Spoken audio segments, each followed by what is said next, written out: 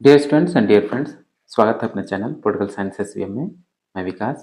प्यारे साथी, आज हम लोग जो एस्टेट 2024 की परीक्षा आयोजित होने वाली है बिहार सरकार के द्वारा, और ये परीक्षा जो एस्टेट की है, जो आगामी जो बीपीएससी टीआरई 3 के बाद टीआरई 4 का एग्जाम होने वाला है, टीचर रिक्रूटमेंट एग्जामिनेशन, यानी बिहार शिक्षक भर्ती से एक पहला एक बाधा है आपका एस्टेट क्वालिफाई करना। जो लोग 9th-10th या 11th-12th के स्टेट क्वालिफाई होंगे तभी वो बिहार शिक्षक भर्ती की परीक्षा में बैठ सकेंगे या उसके लिए एलिजिबल है। उसी क्रम में आज हम लोग बिहार स्टेट जो माध्यमिक शिक्षक पात्रता परीक्षा है उसके तहत जो पीजीटी पॉलिटिकल साइंस राजनीति विज्ञान या राजनीति शास्त्र जो पेपर 2 11th-12th के लिए, उसी से संबंधित आज हम लोग प्रैक्टिस सेट नंबर 4 को सॉल्व करेंगे। और ये प्रैक्टिस सेट है डॉक्टर रंजीत कुमार सिंह, जो कि वर्तमान में बिहार सरकार में आईएएस के पद पर तैनात है, उन्हीं के दिशा निर्देश में तैयार किया गया। और क्या मतलब कि ये थोड़ा बाकी अन्य प्रैक्टिस सेट की बेहतर बेहतर है। प्रश्नों का चयन और उनका व्याख्या ठीक ठाक है, बेहतर है। और इससे जो आपका स्टेट का एग्जाम है बेहद इजी पूछा जाता है, बेहद मतलब बेसिक क्वेश्चन पूछे जाते हैं, आसान प्रश्न पूछे जाते हैं। तो उसी के लिए कई लोग डिमांड है कि प्रैक्टिस सेट किया जाए रंजीत सर का, तो उसी को हम लोग सॉल्व कर रहे हैं। आइए आज तक चौथा प्रैक्टिस सेट सॉल्व करते हैं। और आगे बढ़ने से पहले आपसे रिक्वेस्ट है, गुजारिश है, विनम्र निवेदन है कि प्लीज़ आप चैनल को जरूर सब्सक्राइब कीजिए, साथ ही वीडियो को लाइक कीजिए। चलिए बिना देर किए सॉल्व करते हैं। एक और चीज़ बता दें, अब जब अगर आप स्टेट की तैयारी करें तो लगे हाथ आप बीपीएससी की तैयारी कीजिए। स्टेट तो आपका थोड़ा सा पढ़ेंगे तो क्लियर हो जाएगा, लेकिन उसके बाद जो बीपीएससी का एग्जाम है, तो टीचर रिक्रूटमेंट का एग्जाम बेहद टफ है। तो आप उसमें कंसेप्ट क्लियर मांगते हैं, तो आप अभी से अपने कंसेप्ट को मजबूत कीजिए। तो आइए स्टेट से संबंधित आज का चौथा प्रैक्टिस सेट सॉल्व करते हैं। ठीक, चलिए चौथे प्रैक्टिस सेट का पहला क्वेश्चन है, भारत के नियंत्रक एवं महालेखा परीक्षक की नियुक्ति की जाती है किसके द्वारा? तो यानी सीएजी है, controller and auditor general of India, जो कि अनुच्छेद 148 में इसकी व्याख्या की गई है। किसके द्वारा नियुक्ति की जाती है? तो राष्ट्रपति के द्वारा नियुक्ति की जाती है। क्वेश्चन नंबर 2 है, लोक प्रशासन के अध्ययन का प्राचीनतम दृष्टिकोण कौन सा है? तो लोक प्रशासन के अध्ययन का जो प्राचीनतम दृष्टिकोण है वो है आपका आइडियलिस्टिक अप्रोच, यानी दार्शनिक दृष्टिकोण या दार्शनिक। क्वेश्चन नंबर 3 है, दार्शनिक राजा प्लेटो स्वयं है और रिपब्लिक स्वयं प्लेटो की राजसी सत्ता के लिए दावेदारी है। ये टिप्पणी किसने की थी? ये टिप्पणी की गई थी किसके द्वारा? ये कार्ल पॉपर के द्वारा, open society and it's enemies जिसकी फेमस पुस्तक है। क्वेश्चन नंबर 4 है, संप्रभुता प्रभुसत्ता या प्रभुता या सॉवरेंटी एक ही चीज है। तो प्रभुता नागरिकों तथा प्रजा पर विधि से अनुरूद्ध सर्वोच्च सत्ता है। प्रभुता का यह बोध निम्नलिखित में से आज किसके द्वारा व्यवहार में सीमित होता है? यानी जो संप्रभुता का कंसेप्ट है आज के व्यवहार में, तो आज का ग्लोबल वर्ल्ड, ग्लोबल विलेज है, यानी ग्लोबल जो आपका एक पूरा मतलब कि एक ग्राम के रूप में या एक वन नेशन के रूप में तब्दील हो गया, तो संप्रभुता किन कारणों से सीमित होती जा रही है? एक प्रश्न पूछा है। तो इस वजह से कि एक तो भूमंडलीकरण यानी ग्लोबलाइजेशन की वजह से, असंख्य राज्यों द्वारा सार्वभौम मानवाधिकारों की उद्घोषणा की स्वीकृति से, और पारिस्थितिकी एवं आतंकवाद जैसे सार्वभौमिक सरोकारों का उद्भव होने के कारण जो आपका संप्रभुता का सिद्धांत वो सीमित होता जा रहा है। तो डी राइट आंसर होगा उपरोक्त सभी। क्वेश्चन नंबर 5 है कि निम्नलिखित में से कौन सा एक सही नहीं है? कौन सा इसमें से एक सही कथन नहीं है आपको बताना है। तो इसमें से जो सही कथन नहीं वो है कि जेएस मिल्क तथा टीएच ग्रीन के लिए सहमति राज्य का आधार था। बिल्कुल नहीं, टीएच ग्रीन के लिए तो है लेकिन जेएस मिल्क के लिए नहीं है, तो बी सही नहीं है। ऑप्शन बी राइट आंसर होगा। अगला प्रश्न है क्वेश्चन नंबर 6 कि किसने ये परिभाषा दी कि राज्य ऐसा मानव समुदाय है जो किसी दिए गए राज्य क्षेत्र के अंदर शारीरिक बल के वैध प्रयोग के एकाधिकार का दावा करता है? इसका है, देखिए भाषा बदल दी गई है, बस थोड़ा सा यही कहा जाता है कि जितना प्रैक्टिस करेंगे उतना ही आपके लिए बेहतर होगा। एक ही प्रश्न को आपको आपसे 10 तरीके से पूछा जा सकता है। प्रैक्टिस करेंगे तो आपको लाभ मिलेगा। और पीजीटी पॉलिटिकल साइंस के लिए अगर जो भी एस्पिरेंट टीआरई 3 के एग्जाम दे रहे हैं और उनको पेड पीडीएफ की आवश्यकता है, अगर उनको लग रहा है कि उनके पास कंटेंट नहीं है, तो आप हम लोग ये व्हाट्सअप नंबर है, इस पे आप व्हाट्सअप कर सकते हैं। ठीक, पेड पीडीएफ है। ठीक, और इसमें हम लोग आपको बीपीएससी का जो मॉडल पेपर 5 प्रश्नों की 5 ऑप्शंस पर आधारित जो है और टॉपिक वाइज एमसीक्यूज और जो मैराथन क्लास वाला वीडियो हो उसका सभी का पीडीएफ मिलता रहेगा आपको। जहाँ से बेटर कंटेंट हो हम लोग आपको प्रोवाइड करने का प्रयास करेंगे ताकि आपका सिलेक्शन और एक सीट आपके लिए सुरक्षित हो सके। तो ये परिभाषा किसकी है? तो ये परिभाषा है आपकी ऑप्शन बी मैक्स वेबर की। क्वेश्चन नंबर 7 है, निम्नलिखित में से कौन सी स्थिति गांधी की स्वराज की धारणा को उपयुक्त ढंग से व्याख्यायित या निरूपित करती है? कौन सी स्थिति है? वो है आपका कि स्थानीय संसाधनों एवं गहन श्रम तकनीक के प्रयोग द्वारा प्राप्त आत्मनिर्भर ग्रामीण अर्थव्यवस्था। तो बी राइट आंसर होगा। क्वेश्चन नंबर 8 है, सामान्यतः कल्याणकारी राज्य निम्नलिखित में से किन प्रावधानों पर केंद्रित होता है? तो आपका वेलफेयर स्टेट है, उसका क्या सिद्धांत है? तो आपका कल्याणकारी राज्य है, उसका उद्देश्य ये प्रावधान ये कि शिक्षा, नियोजन और स्वास्थ्य पर केंद्रित होता है। Option D.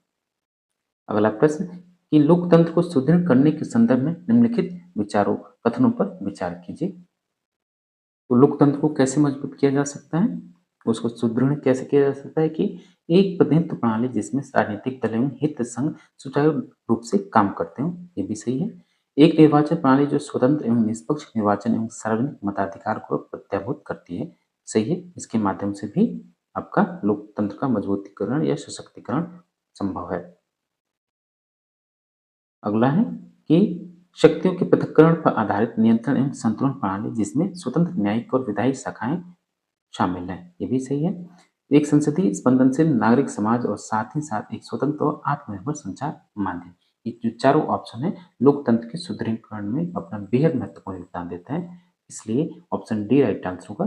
1, 2, 3, 4। क्वेश्चन नंबर 10 है, विचारधारा शब्द का सर्वप्रथम प्रयोग किसके द्वारा किया गया था? बेहद महत्वपूर्ण क्वेश्चन है, टीआरई 1 का प्रश्न है। तो विचारधारा शब्द का सर्वप्रथम प्रयोग किया गया था इसके द्वारा, कब इससे पूछा है कब किया गया था, किस वर्ष में? तो 1797 में किया गया था, ठीक। और डी ट्रेसे ने किया था सबसे पहले इस शब्द का प्रयोग। क्वेश्चन नंबर 11 है, निम्नलिखित कथनों पर विचार कीजिए और इसमें से कौन सा कथन सही है वो आपको बताना है। कि निम्न कि उदारवादी लोकतांत्रिक परंपरा समता को मुख्यतः अवसर की समता तथा स्थितियों की समता के रूप में देखती है, कथन सही है। स्थितियों की समता यह सुनिश्चित करने का प्रयास करती है कि नैसर्गिक योग्यता हो या न हो, परिणामों की समता प्राप्त हो, बिल्कुल नहीं, ये गलत है। केवल और केवल ऑप्शन नंबर 1 सही होगा, ऑप्शन ए। अगला प्रश्न है क्वेश्चन नंबर 12, निम्नलिखित में से किस एक चिंतक ने प्रत्यक्ष लोकतंत्र के विरुद्ध प्रतिनिधि लोकतंत्र का पक्ष लिया? किसने? तो वो थे आपके James Madison, option D right answer होगा। क्वेश्चन नंबर 13, निम्नलिखित कथनों में से कौन सा एक सही है कि रात्रि प्रहरी राज्य या नाइट वॉचमैन स्टेट या न्यूनतम राज्य वह है जो? तो न्यूनतम राज्य वह है जो कानून और व्यवस्था सुनिश्चित करता है, और मतलब की जो मिनिमम स्टेट है या नाइट वॉचमैन या नाइट मेयर स्टेट है उसका बस इतना ही काम है कि लॉ एंड ऑर्डर को मेंटेन करें, बाकी इसके अलावा राज्य का कोई काम नहीं है। व्यक्ति के मामले में व्यक्ति को स्वतंत्र छोड़ दें और राज्य को व्यक्ति के मामले में हस्तक्षेप नहीं करना चाहिए। ऑप्शन ए राइट आंसर होगा। नेक्स्ट क्वेश्चन है क्वेश्चन नंबर 14, कि निम्नलिखित कथनों पर विचार कीजिए। 14 है, निम्नलिखित कथनों पर विचार कीजिए। उदारवादियों के अनुसार अधिकार क्या है? तो उदारवादियों के अनुसार जो आपका अधिकार है कि राज्य की सत्ता को कम करते हैं, व्यक्तियों को स्वयं में शतपृष्ठ बनने में सहायक होते हैं, समूह के विरुद्ध व्यक्तियों को सशक्त करते हैं, स्पंदनशील सिविल समाज के आधार की रचना करते हैं। तो चारों ऑप्शन सही है, तो डी राइट आंसर होगा। अगला प्रश्न है 15, कि आज बन रही सर्वसम्मति के अनुसार स्वतंत्रता में निम्नलिखित में से क्या निहित होना चाहिए? तो स्वतंत्रता में क्या क्या शामिल होना चाहिए? एक तो कतिपय सिविल एवं राजनीतिक स्वतंत्रताओं का की विद्यमानता, ठीक। और आय, शिक्षा एवं स्वास्थ्य के सामाजिक प्रावधान हो। 2 और 3 सही होगा, यानी ऑप्शन सी राइट आंसर होगा। क्वेश्चन नंबर 16 है, निम्नलिखित में से कौन सा एक चिंतक यह सुझाव देता है कि संपत्ति का अधिकार जीवन तथा स्वतंत्रताओं का अधिकार है। संपत्ति का अधिकार, जीवन तथा स्वतंत्रताओं का अधिकार है। कौन इस बात पर जोर देता है? तो जॉन लॉक। नेक्स्ट क्वेश्चन है क्वेश्चन नंबर 17। निम्नलिखित देशों पर विचार कीजिए। क्या विचार करना है? तो इसमें ये विचार करना है कि 19वीं शताब्दी के अंत में उपरोक्त देशों में से किन में सभी वयस्क स्त्रियों को मताधिकार प्राप्त हुआ? किसको? ये 19वीं शताब्दी के अंत में पूछ रहा है। तो फ्रांस, इंग्लैंड, जर्मनी, स्विट्जरलैंड और जर्मनी। तो ब्रिटेन में महिलाओं को मताधिकार प्राप्त हुआ कब? आपको पता ही है 1928, 27-28 में। और जर्मनी में ये मिला आपका 1919 में और फ्रांस में 1945 में। ठीक, 1945 में। और स्विट्जरलैंड में कब मिला ये? 1937 में। तो 19वीं शताब्दी के अंत में पूछ रहे हैं, 1800 के लास्ट में, 20वीं शताब्दी में मिला गया। तो इसका राइट आंसर होगा ऑप्शन नंबर डी, कोई नहीं। क्वेश्चन नंबर 18 है, जॉन रॉल्स से प्रभावित उदारवादी क्यों शुभ की तुलना में अधिकारों को सर्वोपरि मानते हैं? तो इसलिए मानते हैं क्योंकि शुभ की बहुविध धारणाएं हैं जिसे लोग मानते हैं और इसे ऐसा मानने के लिए उनके अपने अपने तर्क हैं। तो बी राइट आंसर होगा। क्वेश्चन नंबर 19 है, निम्नलिखित में से कौन से एक राजनीतिक चिंतक ने सकारात्मक स्वतंत्रता की आलोचना करते हुए पहली बार नकारात्मक तथा सकारात्मक स्वतंत्रता के में संकल्पनात्मक भिन्नता स्थापित की? यानी किस विचार में सबसे पहले सकारात्मक और नकारात्मक स्वतंत्रता में भेद स्थापित यानी अंतर किया? तो कौन है वो? तो है आपके आइजा बर्ले। 4 एसेज ऑन लिबर्टी की फेमस पुस्तक है। क्वेश्चन नंबर 20 है, हाल के वर्षों में भारत में क्षेत्रीय राजनीतिक दलों में वृद्धि होने का श्रेय निम्नलिखित में से किन को दिया जाता है? किनको दिया जाएगा? तो एक तो बार बार चुनाव की वजह से और समाज में विभिन्न वर्गों की मांगों को पूरा करने में अयोग्यता होने के कारण ये दूसरा सेशन नहीं है। तो पहला और दूसरा सही होगा, यानी ऑप्शन नंबर ए सही होगा। क्वेश्चन नंबर 21 देखिए, निम्नलिखित कथनों में से कौन सा कथन सही नहीं है? ये आपको बताना है कौन सा कथन सही नहीं है।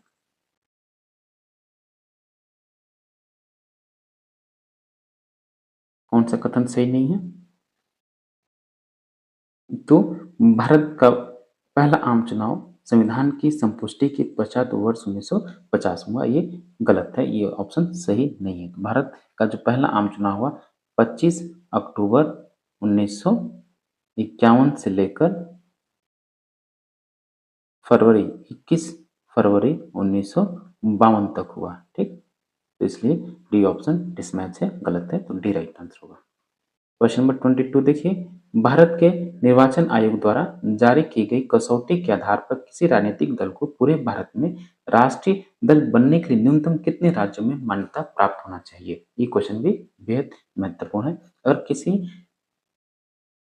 राजनीतिक दल को राष्ट्रीय दल बनना है या नेशनल पार्टी बनना है तो उसके कितने राज्यों में मान्यता प्राप्त या क्षेत्रीय या राज्य स्तरीय दल के रूप में मान्यता प्राप्त होना चाहिए?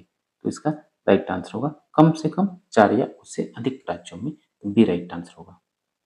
क्वेश्चन नंबर 23 कि मानवाधिकारों को संयुक्त राज्य घोषणा पत्र के बारे में निम्नलिखित कथनों पर विचार कीजिए। तो पहला है, मानव अधिकारों की विश्वव्यापी घोषणा किन्हीं सामाजिक अथवा आर्थिक अधिकारों को निर्दिष्ट नहीं करती है। ये कथन आपका सही है। दूसरा, यह घोषणा काम का अधिकार, बेरोजगारी के विरुद्ध संरक्षण, उचित पारिश्रमिक तथा मजदूर संघ बनाने के अधिकार जैसे अधिकारों का अनुमोदन नहीं करती है।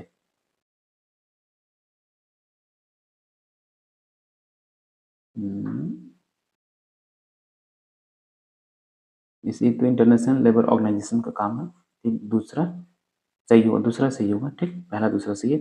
यह घोषणा मूलवासियों के अधिकारों को मान्यता देती है, ये गलत है, ये सही नहीं है। यह घोषणा स्त्रियों को विशेष स्तर प्रदान करती है, सही है। पहला दूसरा चौथा यानी option number C right answer होगा। क्वेश्चन नंबर 24 देखिए कि स्वतंत्रता के प्रारंभिक वर्षों में भारत में प्रचलित दलीय प्रणाली को निम्नलिखित में से किस एक विद्वान ने एक दल प्रबल प्रणाली के रूप में वर्णित किया है? यानी स्वतंत्रता के पश्चात शुरुआती दौर में जो आपकी भारतीय दलीय व्यवस्था थी वो वन डोमिनेंट पार्टी के रूप में किसने व्याख्या किया? तो ये थे आपके रजनी कोठारी। क्वेश्चन नंबर 25 है, सूची 1 को सूची 2 से मैच करना है।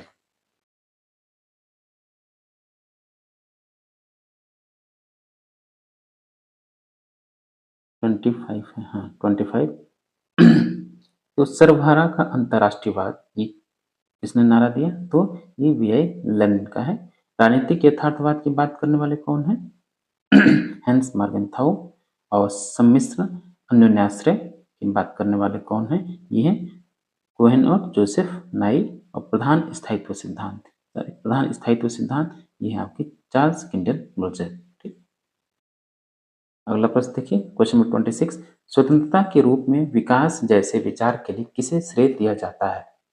स्वतंत्रता के रूप में विकास जैसे विचार किसने प्रतिपादित किया? तो ये थे आपके अमर्त्य सेन। Question number 27। इसमें से कौन सुमेलित सही सुमेलित है ये आपको बताना है। कौन इसमें सही सुमेलित है? तो लियो स्ट्रॉस राजनीतिक चिंतक है, सही है। अल्बर्ट वन संवैधानिक सिद्धांतकार, ठीक। एवी डाइसी यानी अल्बर्ट वन डाइसी जो कि संवैधानिक यानी कॉन्स्टिट्यूशनल या रूल ऑफ लॉ से संबंधित है, सही है। हेराल्ड लासवेल संचार सिद्धांतकार है। और सैमुअल फाइनल फाइनल शासन का इतिहासकार है। तो सभी कथन इसमें सुमेलित हैं, तो ऑप्शन डी राइट आंसर होगा। Question number 28। निम्नलिखित कथनों पर विचार कीजिए। थॉमस हॉब्स का तर्क है कि थॉमस हॉब्स क्या तर्क देता है कि राज्य के बिना नैतिकता, न्याय, उद्योग तथा सभ्यता नहीं बने रह सकते, सही है। प्राकृतिक अवस्था प्रत्येक व्यक्ति को अपनी शक्ति का उपयोग मनचाहे ढंग से करने की स्वतंत्रता है, ठीक, ये भी कथन सही है हॉब्स के बारे में। मानव स्वभाव प्राथमिक रूप से आत्म परीक्षण, शक्ति, यश, संपदा तथा सम्मान चाहता है, ये भी तीनों कथन सही है हॉब्स के अनुसार। Option number D right answer होगा। Question number 29। अस्पृश्यता का अंत किस अनुच्छेद में वर्णित है? बेहद आसान सा प्रश्न है। तो अस्पृश्यता का जो उन्मूलन है वो अनुच्छेद 17 में है। Question number 30। वह फ्रांसीसी लेखक कौन है जिसे तृतीय विश्व युद्ध का निर्माण किया? थर्ड वर्ल्ड थर्ड वर्ल्ड का ये नामकरण किसने किया? वो है आपके कौन? अल्फ्रेड स्वाबी ने सबसे पहले तृतीय विश्व शब्द या थर्ड वर्ल्ड का शब्द का यूज किया और प्रयोग किया। Option B. क्वेश्चन नंबर 31 ये आपको मैच करना है।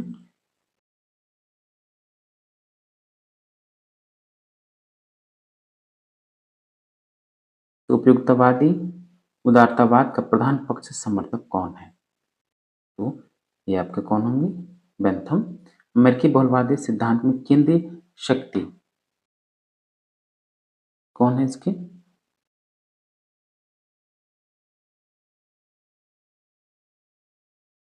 दूसरा है अमेरिकी बहुलवादी सिद्धांत का केंद्रीय शक्ति, ये रॉबर्ट डहल का है। अब एक है दूसरा नागरिकता के पुनर्चिंतन के लिए प्रमुख योगदानकर्ता, ये आपके टी.एच. मार्शल। और सार्वजनिक क्षेत्र के संरचनात्मक रूपांतरण के विषय में प्रमुख रूप से अध्ययन किसने किया? तो जुर्गेन हैबरमास ने किया, ठीक। तो इसका जो ऑप्शन होगा मैचिंग वाला, आपका ऑप्शन ए राइट आंसर होगा। Question number 32। संलग्नता को अनैतिक किसने कहा था? तो जो नॉन नाम है नॉन अलाइनमेंट मूवमेंट मैम, इसको अनैतिक किसने कहा? ये क्वेश्चन भी बेहद महत्वपूर्ण है। इसको कहा गया था जॉन फर्स्टर डलिस ने संलग्नता को अनैतिक कहा। क्वेश्चन 33। खेल सिद्धांत के क्षेत्र में प्रमुख पुस्तकों में से एक the theory of games and economic behaviour निम्नलिखित में से किसने लिखी? इस पुस्तक के लिखने वाले हैं वॉन न्यूमैन और ऑस्की मंगस्टन। तो ऑप्शन बी राइट आंसर होगा। Question number 34। अपनी कृति क्रिटिक ऑफ गोथा प्रोग्राम में कार्ल मार्क्स के यह तर्क देने का कारण क्या है कि श्रमिक वर्ग क्रांति के तुरंत बाद कामगारों को समान मजदूरी नहीं दी जा सकती? क्या है? इसलिए कि श्रमिकों की उत्पादकता भिन्न भिन्न होती है और कुशल और अकुशल श्रमिकों को समान मजदूरी देना न्यायोचित नहीं है। तो ऑप्शन बी राइट आंसर होगा। क्वेश्चन नंबर 35 देखिए, कौन सा एक इसमें से सुमेलित नहीं है। कौन सा सम्मिलित नहीं है? तो 35 का आंसर होगा ऑप्शन डी। निकोलाई बुखारिन हंगरी की क्रांति चेगवारा से संबंधित है। ठीक,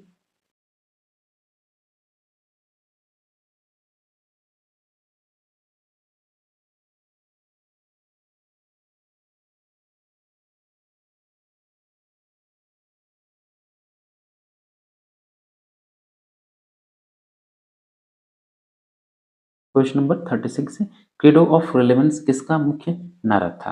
तो क्रीडो ऑफ रेलेवेंस ये आपका बेहद महत्वपूर्ण है। ये जो नारा था किसका था?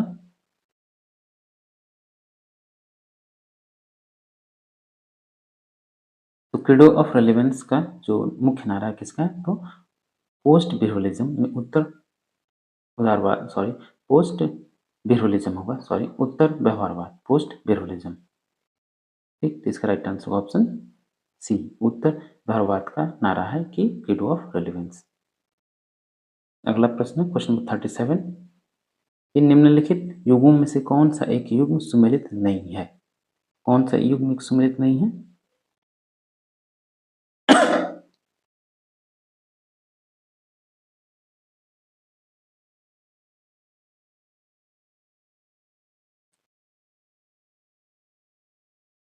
तो सार्वजनिक क्षेत्र पब्लिक सेक्टर संबंधित थॉमस हॉब्स नहीं है, सम्मिलित नहीं है। ठीक, ऑप्शन ए राइट आंसर होगा। क्वेश्चन नंबर 38 है, ये आपको मैच करना, एक तरफ अनुच्छेद है उनसे संबंधित प्रावधान। अनुच्छेद जो 359 है किससे संबंधित है? मौलिक अधिकारों के स्थगन से संबंधित है, 359। ऑप्शन तीसरा। 312 अखिल भारतीय सेवाओं से संबंधित है, 280 वित्त आयोग और 360 वित्तीय आपातकालीन स्थिति। क्वेश्चन नंबर 39 कि राष्ट्रपति की अनुपस्थिति में कौन राष्ट्रपति के कर्तव्यों का निर्वहन करेगा? बेहद आसान सा प्रश्न है। तो राष्ट्रपति की अनुपस्थिति में राष्ट्रपति के कर्तव्यों का निर्वहन उपराष्ट्रपति करते हैं। क्वेश्चन नंबर 40 है, निम्नलिखित में से कौन सा सिद्धांतकार अंतर्राष्ट्रीय संबंधों में नव यथार्थवाद से संबंधित है? न्यू रियलिज्म से कौन संबंधित है? ये आपके केनेथ वॉल्स है, जोसेफ नायर और Kenneth walls. Option A right answer होगा। क्वेश्चन नंबर 41, संयुक्त राज्य अमेरिका के बारे में एक निम्नलिखित कथनों में से कौन सा कथन सही नहीं है? कौन सा कथन सही नहीं है संयुक्त राज्य अमेरिका के बारे में? तो है कि संयुक्त राज्य अमेरिका में एकल नागरिकता का उपबंध है, बिल्कुल नहीं। केंद्र के लिए वहाँ एक ही नहीं, दोहरी नागरिकता का प्रावधान है। राज्य और केंद्र में अलग अलग नागरिकता है। तो ऑप्शन सी ये गलत है, सम्मिलित नहीं है। नेक्स्ट क्वेश्चन, ये निम्नलिखित कथनों में से कौन सा एक सही नहीं है? तो इसमें से आपको ये चूज करना है कौन सा कथन सही नहीं है। तो है शक्ति पृथक्करण ब्रिटिश शासन प्रणाली का एक नया आवश्यक सिद्धांत है, बिल्कुल नहीं, बल्कि यूएसए की राजनीतिक व्यवस्था का सिद्धांत है। वहां तो सेपरेशन ऑफ पावर नहीं है बल्कि मिश्रण है। ठीक, ऑप्शन सी सम्मिलित नहीं है। क्वेश्चन नंबर 43 है, निम्नलिखित में से कौन सा एक अंतर्राष्ट्रीय संबंधों में खेल सिद्धांत से संबंधित नहीं है? अंतर्राष्ट्रीय संबंधों में खेल सिद्धांत यानी गेम थ्योरी से कौन रिलेटेड नहीं है? तो है आपके कौन? नैतिकता के आधार पर कार्य करने की राज्य की प्रवृत्ति। ऑप्शन सी राइट आंसर होगा। क्वेश्चन नंबर 44, कौन से दो राजनीतिक चिंतक तुलनात्मक राजनीति में संस्थात्मक दृष्टिकोण का प्रतिनिधित्व करते हैं? कौन है वो? तो तुलनात्मक राजनीति में इंस्टीट्यूशनल यानी संस्थात्मक दृष्टिकोण का प्रतिनिधित्व करने वाले मॉरिस डुवर्जर और सार्टोरी हैं। ऑप्शन सी राइट आंसर होगा। क्वेश्चन नंबर 45, किस देश में एक राजनीतिक दल को विधानमंडल में आनुपातिक प्रतिनिधित्व पाने के लिए कम से कम 5% राष्ट्रीय मत प्राप्त करना अथवा कम से कम 3 प्रत्यक्ष निर्वाचित स्थान जीतना जरूरी है?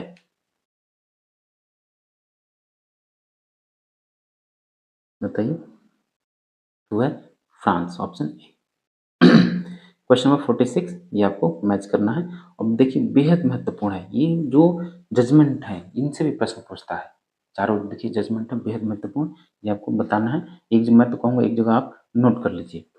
इंदिरा साहनी बनाम भारत संघ ये किससे संबंधित है? तो पिछड़े वर्ग के आरक्षण से संबंधित है। मिनर्वा मिल्स बनाम भारत संघ ये किससे संबंधित है? ये न्यायिक पुनर्लोकन से संबंधित है। ठीक, और रोयप्पा वाद जो है आपका समता के अधिकार का गतिशील दायरा, तो ऑप्शन दूसरा।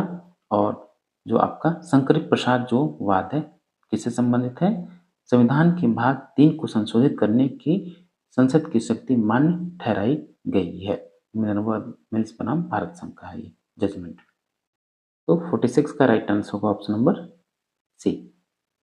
क्वेश्चन नंबर 47, निम्नलिखित घटनाओं पर विचार कीजिए और सही कालक्रम के अनुसार इनको व्यवस्थित करना है। याद रखिए, जो आपका लखनऊ समझौता हुआ 1916 में, वर्नाकुलर प्रेस एक्ट जो आया 1878 में, ठीक। आर्य समाज की स्थापना कब हुई? ये 1800 आर्य समाज की स्थापना कब हुई? 1875 में, ठीक। और बंगाल विभाजन आपको पता ही 1905 में हुआ है, ठीक। आप ऐसे नोट कर लीजिए।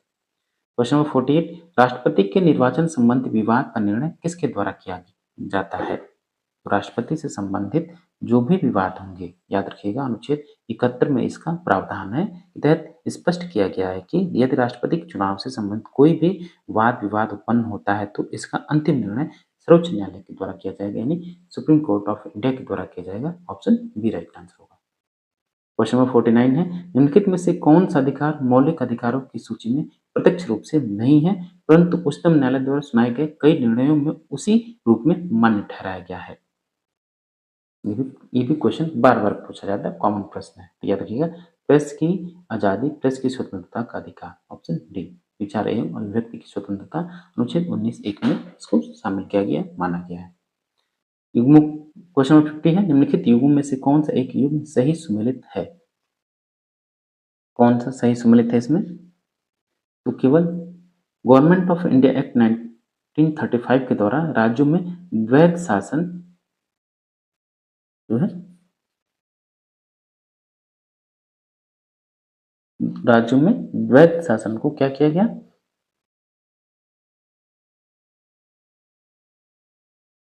लोक नियंत्रण में रखा गया, द्वैध शासन प्रणाली स्थापित की गई, ठीक। और इंडियन काउंसिल एक्ट 1892, निर्वाचन सिद्धांत, ये आपका तीनों ही ए बी सी तीनों गलत है, लेकिन डी ऑप्शन सही है। 51 देखिए कि निम्नलिखित कथनों पर विचार कीजिए।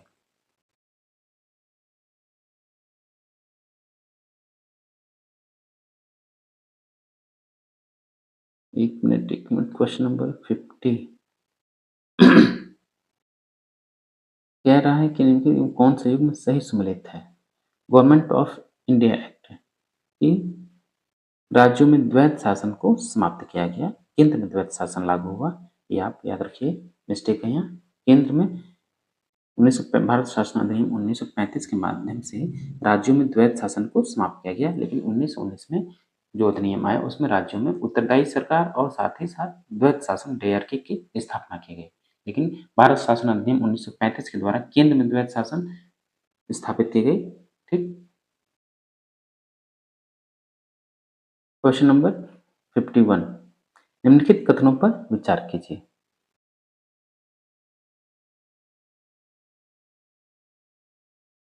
तो इसमें से सही कथन आपको बताना है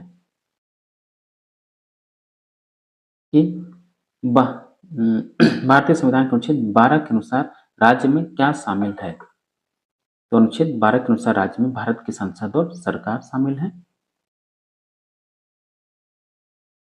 और राज्यों की सरकार और विधानमंडल ये भी शामिल है सरकार में।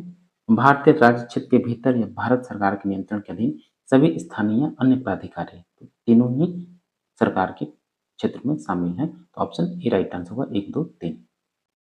अगला प्रश्न है 52, भारतीय संसद के एक सदन की गणपूर्ति कितनी होती है? भारतीय सदन सदन जो लोकसभा संसद के किसी भी सदन की जो गणपूर्ति है, यानी जो कोरम है, वो कुल सदस्य संख्या का 1/10 है, ठीक।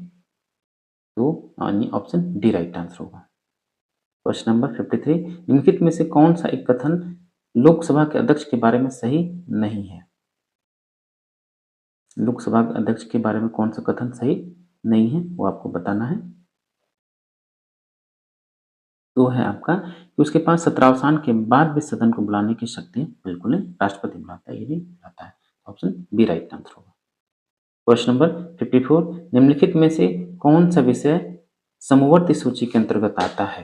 तो समवर्ती सूची के अंतर्गत कौन कौन से विषय आते हैं याद रखिएगा। खाद्य पदार्थों और अन्य माल का अपमिश्रण, ठीक, तो ऑप्शन सी। क्वेश्चन नंबर 55, ये मैच करना है आपको। कटौती प्रस्ताव आपका बजट प्रस्ताव पर व्यय कम करने का प्रस्ताव पारित करना होता है, और जो आपका ध्यानाकर्षण प्रस्ताव है, अत्यावश्यक सार्वजनिक महत्व के मामलों पर मंत्रियों का ध्यान आकर्षित करना होता है, ठीक, ध्यानाकर्षण प्रभाव प्रस्ताव जो है। और विशेषाधिकार प्रस्ताव क्या है कि मंत्रियों द्वारा दिए गए गलत या पूर्ण उत्तर की ओर लोकसभा अध्यक्ष का ध्यान आकर्षित करना, ऑप्शन नंबर, ठीक, ये हो जाएगा। स्थगन प्रस्ताव क्या है? समय से पूर्व सदन को स्थगित करना, ये है, ठीक। चलिए क्वेश्चन नंबर 56 है, निम्नलिखित कथनों में से कौन सा एक सही नहीं है? कौन सा एक कथन सही नहीं है 56 में से? तो 56 में कौन सा कथन सही नहीं हुआ कि राज्यसभा धन विधेयक का इसके लोकसभा से पारित होने के पश्चात अनुमोदन करती है? ऐसा कुछ है नहीं, अनुमोदन उसका जरूरी भी नहीं है, क्योंकि उसमें एक उसकी शक्ति एकदम क्षीण नगण्य है, 14 दिन तक रोक सकती है। 14 दिन के बाद अगर ऐसा नहीं करती है तो माना जाएगा कि उसने मतलब प्रस्ताव को पास कर दिया, बजट को पास कर दिया है, तो इसलिए सी ठीक नहीं है, तो ये सम्मिलित नहीं है। क्वेश्चन नंबर 57 है, ये सूची 1 को सूची 2 से मैच करना है। संघ द्वारा लगाए गए किंतु राज्य द्वारा वसूले गए एवं विनियोजित कर जो होते हैं, इसको हम बोलते हैं स्टाम्प शुल्क, ठीक, ये स्टाम्प शुल्क में आते हैं, ठीक। और बी है केंद्र द्वारा लगाए गए वसूले गए तथा प्रतिधारित कर, इसको हम बोलते हैं निगम कर, इसको निगम कर बोलते हैं।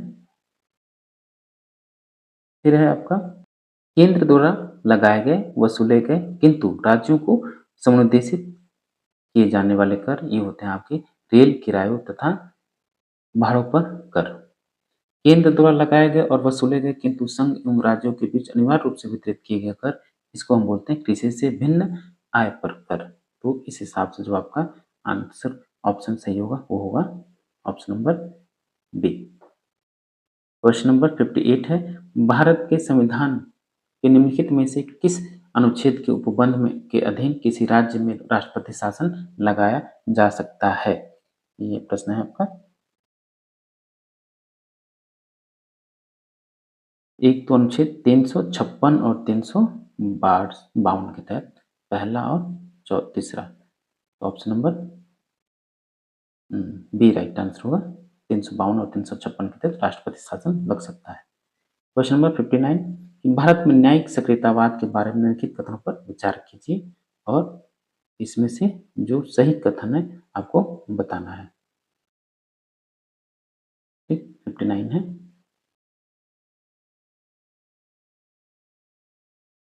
देखिए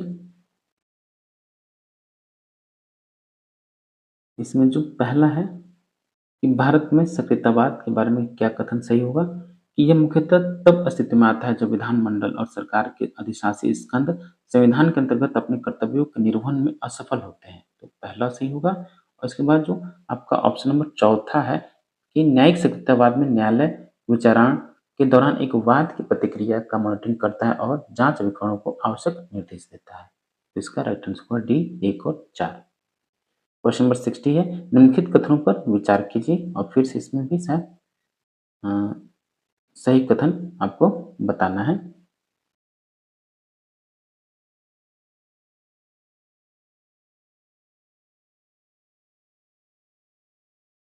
पहला है कि भारत के संविधान के अनुच्छेद 352 के अंतर्गत आपात की उद्घोषणा के लिए संघ मंत्रिमंडल द्वारा राष्ट्रपति को इस आशय लिखित संप्रेषण भेजा जाना आवश्यक होता है।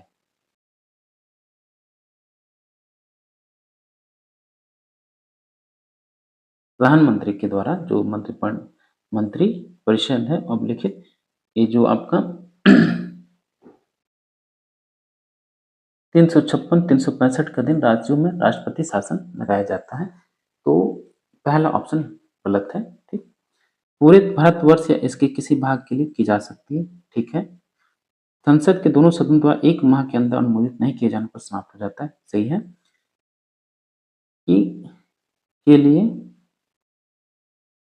आवश्यक है कि इसके अनुमोदन में संसद के दोनों सदनों द्वारा प्रत्येक सदन की कुल सदस्यता के बहुमत द्वारा ही जो उपस्थित और मतदान में शामिल सदस्यों के 2/3 से कम न संकल्प पारित हो। सही है, 2 3 4।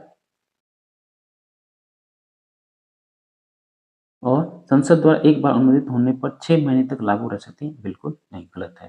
तो इसका 2 और 3 4 सही होगा। क्वेश्चन नंबर 61 कि निम्नलिखित में से कौन सा वह प्रमुख सिद्धांत है जिस पर संसदीय प्रणाली कार्य करती है। क्वेश्चन बेहद महत्वपूर्ण है। तो इसका सिद्धांत क्या है? कार्यपालिका का विधायिका के प्रति उत्तरदायित्व। Option B. नेक्स्ट क्वेश्चन है क्वेश्चन नंबर 62 निम्नलिखित कथनों पर विचार कीजिए और सही कथन आपको इसमें से बताना है। राष्ट्रपति निर्देश दे सकता है कि कोई मामला जिस पर एक मंत्री द्वारा निर्णय लिया जा चुका है मंत्रिपरिषद के समक्ष रखा जाए। दूसरा, राष्ट्रपति विधान के प्रस्ताव से संबंधित सभी सूचनाओं की मांग कर सकता है। राष्ट्रपति को संसद के दोनों में से किसी भी सदन को संबोधित करने और संदेश भेजने का अधिकार है और संघ के प्रशासन से संबंधित मंत्रिपरिषद के सभी निर्णयों को राष्ट्रपति के पास अवश्य भेजा जाना चाहिए। चारों ऑप्शन सही है, तो ऑप्शन डी राइट आंसर होगा। नेक्स्ट क्वेश्चन है क्वेश्चन नंबर 63 निम्नलिखित में से कौन से एक वाद में भारत के उच्चतम न्यायालय द्वारा भविष्य लक्ष्य विनिर्णय का सिद्धांत अपनाया गया था। ये था आपका केशवानंद भारती बनाम केरल राज्य में, तो बी राइट आंसर होगा। क्वेश्चन नंबर 64 निम्नलिखित कथनों पर विचार कीजिए और आपको सही कथन बताना है। हाँ, क्वेश्चन नंबर 64 अधिकार परीक्षा सार्वजनिक पदों की बलात् ग्रहण किए जाने से रक्षा के लिए अत्यंत शक्तिशाली उपकरण है। सही है, उच्च न्यायालय किसी न्यायालय अथवा न्यायिक अधिकरण को अपनी अधिकारिता का प्रयोग करने के लिए जब उसने इसके प्रयोग से इनकार कर दिया बाध्य करता है। सही है, दोनों ही कथन सही होंगे, तो पहला और दूसरा दोनों सी राइट आंसर होगा। क्वेश्चन नंबर 65 है भारत के संविधान के अनुच्छेद 312 के अंतर्गत राज्यसभा को निम्नलिखित में से किसी एक के गठन की सिफारिश करने की अनन्य शक्ति है। तो नई अखिल भारतीय सेवाओं से गठन करने का राज्यसभा को अनन्य शक्ति प्राप्त है अनुच्छेद 312 के तहत, तो डी राइट आंसर होगा। 66 है कि निम्नलिखित विवादों निम्नलिखित में से विवादों की कौन सी एक कोटि उच्चतम न्यायालय की आरंभिक अधिकारिता में शामिल नहीं की गई है। तो है आपका दो या अधिक राज्यों के निवासियों के बीच दो या दो से अधिक राज्यों के बीच विवाद को ये आपका उच्चतम न्यायालय का प्रारंभिक क्षेत्राधिकार में शामिल है। ठीक, बल्कि नागरिकों निवासियों के बीच नहीं। तो ऑप्शन सी सम्मिलित नहीं है, तो सी राइट आंसर होगा। क्वेश्चन नंबर 67 हर्बर्ट साइमन द्वारा प्रस्तावित प्रविधि कौन सी है। कौन सी प्रविधि है हर्बर्ट साइमन के द्वारा प्रस्तावित प्रविधि? तो है आपका तार्किक तर्कवाद लॉजिकल पॉजिटिविज्म। कौन किसके द्वारा दिया गया? हर्बर्ट साइमन के द्वारा, बी राइट आंसर होगा। क्वेश्चन नंबर 68 देखिए अखिल भारत निम्नलिखित कथनों पर विचार कीजिए भारत के संविधान के उपबंधों के अनुसार उच्चतम न्यायालय की किसी न्यायाधीश के आचरण के बारे में किसी राज्य के विधानमंडल में कोई चर्चा नहीं की जा सकती। सही है। 68 का दूसरा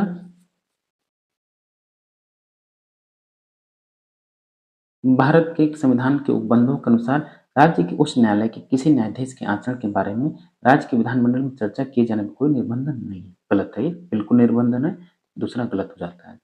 तीसरा भारत के संविधान के उपबंधों के अनुसार न्यायालय विधानमंडलों की कार्रवाइयों की जांच नहीं कर सकते। ये कथन सही है, पहला और तीसरा कथन सही है, तो सी राइट आंसर होगा। नेक्स्ट क्वेश्चन है क्वेश्चन नंबर 69 निम्नलिखित में से कौन से अनुच्छेद भारतीय संविधान के पहले अंतर्विष्ट किए गए और बाद में निरसित किए गए हैं। कौन है वो? एक है आपका पहला तीसरा और चौथा। ठीक, 51 को तो शामिल किया लेकिन निरसित नहीं किया गया है, याद रखिएगा। पहला और तीसरा सही है, तो ऑप्शन नंबर 69 का डी राइट आंसर होगा, पहला, तीसरा, चौथा। 70 देखिए क्या है कि निम्नलिखित कथनों पर विचार कीजिए और इसमें से सही कथन आपको बताना है। लोक लेखा समिति भारत के नियंत्रक महालेखा परीक्षक की रिपोर्ट की इसे संसद के प्रत्येक सदन में पेश किए जाने से पूर्व परीक्षा करती है। सही है। भारत का राष्ट्रपति भारत के नियंत्रक महालेखा परीक्षक की रिपोर्ट को संसद के प्रत्येक सदन में रखवाता है। सही है। वार्षिक वित्त विवरण के लोकसभा में पेश किए जाने के बाद लोक लेखा समिति प्राकलनों की परीक्षा करती है। तीसरा, तीनों सही है, तो ऑप्शन नंबर 1, 2, 3 यानी ऑप्शन ए राइट आंसर होगा। नेक्स्ट क्वेश्चन है 71। भारत में कोई मंत्री जो मंत्रिपरिषद से त्यागपत्र देना चाहता है वह अपना त्यागपत्र किसको संबोधित करेगा?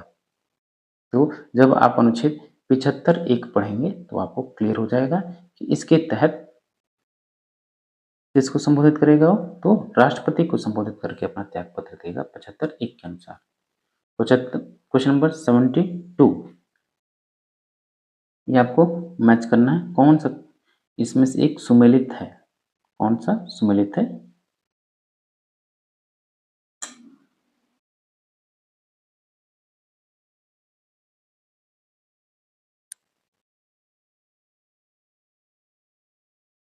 सुमेलित कौन सा है इसमें से? तो आपका सुमेलित है कि लोकसभा में अनुसूचित जनजातियों तथा अनुसूचित जातियों के लिए स्थानों का आरक्षण भारतीय संविधान का अनुच्छेद 330, केवल पहला ए सुमेलित है।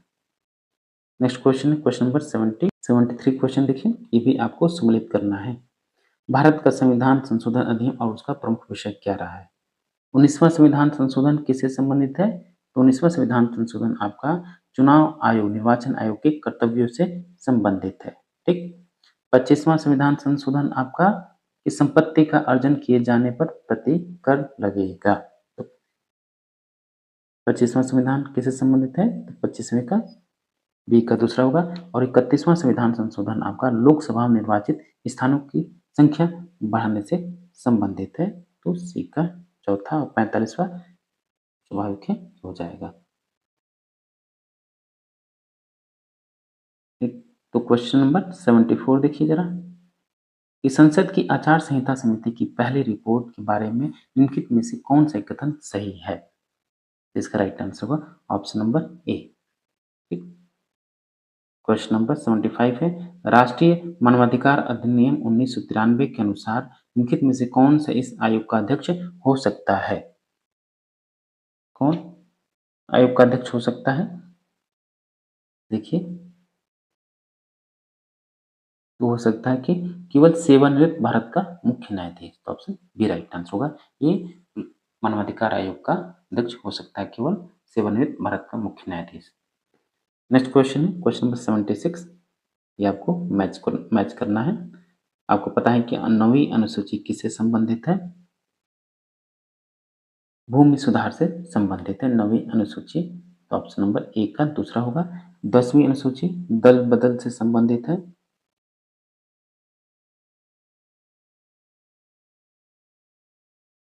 10वीं अनुसूची आपका जो है दल बदल से संबंधित है। और 11वीं अनुसूची पंचायती राज व्यवस्था से संबंधित है। ठीक। और 9वीं आपका भूमि सुधार, 10वीं दल बदल और 6ठी अनुसूची किससे संबंधित है? ये आपका असम, मेघालय तथा मिजोरम राज्यों के आदिवासी क्षेत्रों के प्रशासन से संबंधित है। नेक्स्ट क्वेश्चन है क्वेश्चन नंबर 77। संविधान 42वां संविधान संशोधन अधिनियम 1976 ने राष्ट्रपति के लिए यह आवश्यक कर दिया कि वह मंत्रिपरिषद की सलाह के अनुसार कार्य करे। संविधान का 42वां संविधान संशोधन अधिनियम 1976 द्वारा यह अधिनियम निम्नलिखित में से किस एक अनुच्छेद में संशोधन किया गया? तो किस अनुच्छेद में संशोधन किया गया 42वें संविधान संशोधन के तहत? ये था आपका अनुच्छेद 74 ए, ऑप्शन बी। 78 देखिए कि संविधान की 6ठी अनुसूची के अधीन स्वशासी जिला परिषद उत्तर भारत के निम्नलिखित में से किस एक राज्य में प्रवृत्त नहीं है? इससे पहले भी आपने क्वेश्चन देखा था, तो था आपका नागालैंड। क्वेश्चन नंबर 79, 86वां संविधान संशोधन अधिनियम निम्नलिखित में से किसके विषय में है? किसके विषय में? 86वां संविधान संशोधन अधिनियम 2002, ये होगा आपका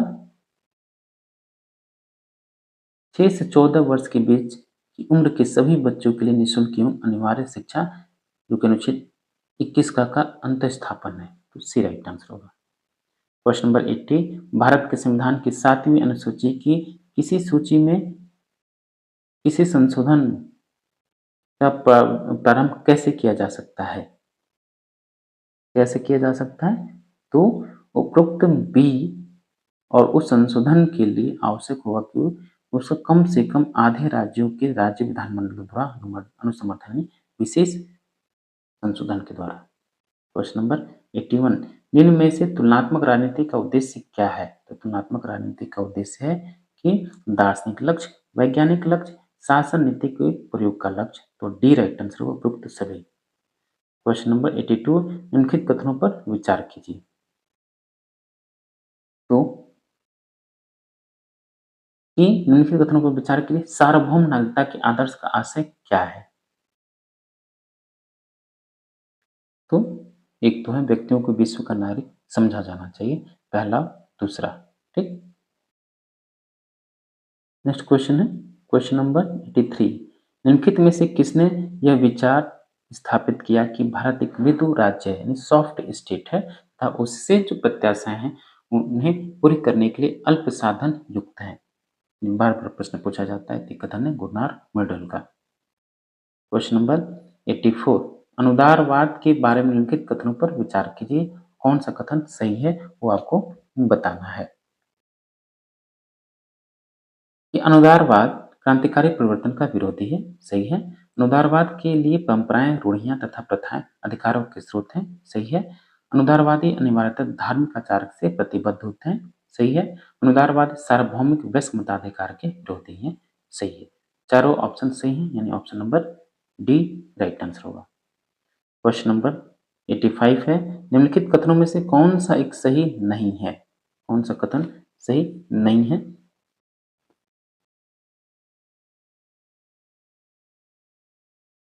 देख लीजिए। तो क्वेश्चन नंबर 85 का राइट आंसर होगा ऑप्शन डी, नारी अधिकारवादी राजनीतिक सिद्धांत अपने प्रारंभ से ही स्त्रियों के लिए विशेष तथा भिन्न बर्ताव की मांग कर रहा है। क्वेश्चन नंबर 86, कार्ल मार्क्स और फ्रेडरिक एंजल्स ने अपनी किन कृतियों में सर्वप्रथम भौतिक द्वंद्ववाद के सिद्धांत को प्रतिपादित किया? बेहद महत्वपूर्ण क्वेश्चन। तो क्वेश्चन नंबर 86 का राइट आंसर होगा option number B, communist manifesto. Question number 87, सर्वोच्च न्यायालय द्वारा दिया गया परामर्श भारत के राष्ट्रपति पर बाध्यकारी है, बाध्यकारी नहीं है, या निश्चित मामलों में बाध्यकारी है, उपरोक्त में से कोई नहीं? तो 87 का राइट आंसर होगा बाध्यकारी नहीं है और राष्ट्रपति अनुच्छेद 143 के तहत सुप्रीम कोर्ट से किसी विशेष मामलों में सलाह ले सकता है। क्वेश्चन नंबर 88, राज्यों में बहुदलीय राजनीति के परिणामों के संबंध में निम्नलिखित कथनों पर विचार कीजिए और ये बताना है कि कौन सा कथन इसमें से सही है। बहुदलीय व्यवस्था के बारे में देखिए कि बहुदलीय सरकारों ने राज्य के मुख्यमंत्रियों की पद तथा प्रभाव को कम कर दिया, ठीक। बहुदलीय सरकारों ने राज्य के अधिकारी तंत्र को कमजोर कर दिया, सही है। बहुदलीय सरकारों ने मंत्रिपरिषद की राजनीतिक समरूपता पर प्रतिकूल प्रभाव डाला है, ये कथन भी सही है। और बहुदलीय राजनीतिक क्षेत्र में राज्यपालों को विवेकाधीन शक्तियों के दायरे को विस्तारित किया है। तो चारों कथन सही होंगे, यानी ऑप्शन डी राइट आंसर होगा, 1 2 3 4। नेक्स्ट क्वेश्चन है क्वेश्चन नंबर 89, कि निम्नलिखित कथनों में से कौन सा एक सही नहीं है? ये आपसे पूछा जा रहा है कौन सा कथन सही नहीं है। तो है कि अन्य देशी भी हाउस ऑफ लॉर्ड्स के सदस्य हो सकते हैं, जो कि बिल्कुल गलत है, तो ऑप्शन बी राइट आंसर होगा। नेक्स्ट क्वेश्चन है क्वेश्चन नंबर 90, कि निम्नलिखित कथनों में से किन परिसंघों में दूसरे सदन में राज्यों में से समान संख्या में प्रतिनिधित्व होता है?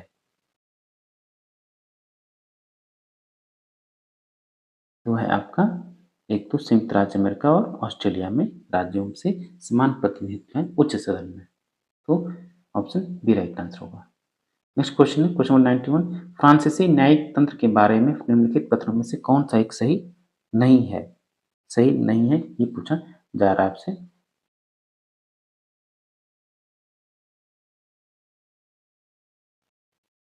तो 91 का राइट आंसर होगा ऑप्शन ए, फ्रांसीसी न्यायालय के पास न्यायिक पुनर्लोकन की शक्ति। क्वेश्चन नंबर 92, व्यपगमन का नियम का अर्थ क्या है? व्यपगमन के नियम का क्या अर्थ है? तो 92 का राइट आंसर होगा ऑप्शन नंबर सी, एक मंत्रालय के अनुदान मांगे इसकी नीति का विपक्ष द्वारा आलोचना के साथ व्यपगत हो जाती है। ऑप्शन सी राइट आंसर होगा। 93 देखिए, भारत में धर्मनिरपेक्षता से संबंधित निम्नलिखित कथनों पर विचार कीजिए। तो 93 का राइट आंसर होगा ऑप्शन नंबर सी, 1 और 3, 1, 3, 4 कथन सही है, तो ऑप्शन सी राइट आंसर होगा। क्वेश्चन नंबर 94, जर्मनी में फेडरल कॉन्स्टिट्यूशन कोड कैसे गठित किया जाता है? तो जर्मनी में फेडरल कॉन्स्टिट्यूशन कोड जो होता है आपका फेडरल प्रेसिडेंट द्वारा नियुक्ति से गठित किया जाता है। 95, निम्नलिखित घटनाओं पर विचार कीजिए, घटनाओं का सही कालक्रम के अनुसार व्यवस्थित करना है।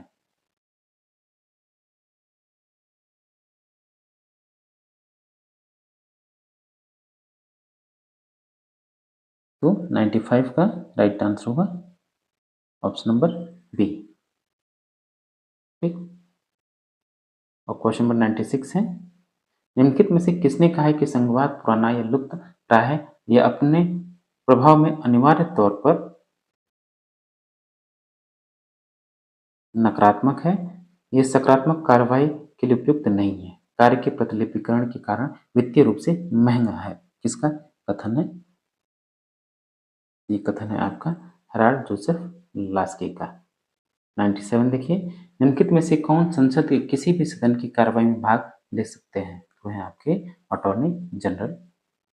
और 98, क्वेश्चन नंबर 98, निम्नलिखित में से किस संविधान सभा की समिति की अध्यक्षता जवाहरलाल नेहरू ने की थी? तो था आपका कौन सा? संघ संविधान शक्ति समिति। क्वेश्चन नंबर 99, एक संसदीय सरकार में राज्य के प्रधान को है क्या? एक संसदीय सरकार में राज्य के प्रधान को नाम मात्र की शक्ति प्राप्त है। और लास्ट क्वेश्चन है, निम्नलिखित सिद्धांतों में से कौन सा सिद्धांत मॉन्टेस्क्यू ने प्रतिपादित किया? तो है आपका सेपरेशन ऑफ पावर यानी शक्ति पृथक्करण का सिद्धांत। ये था आपका एस्टेट के यूपीएससी और बिहार पात्रता परीक्षा के लिए एस्टेट जो है पॉलिटिकल साइंस के लिए प्रैक्टिस सेट नंबर 4। ठीक, तो आप इसको अच्छे से सॉल्व कीजिए, प्रैक्टिस कीजिए, और हम लगातार आपके लिए तैयारी के लिए लगातार कंटेंट अवेलेबल करा रहे हैं। आप पढ़ते रहिए, जरूर आपका सिलेक्शन होगा, ईमानदारी से पढ़िए, आपका सिलेक्शन होगा। मिलते हैं आपसे नेक्स्ट वीडियो में। Thank you for watching.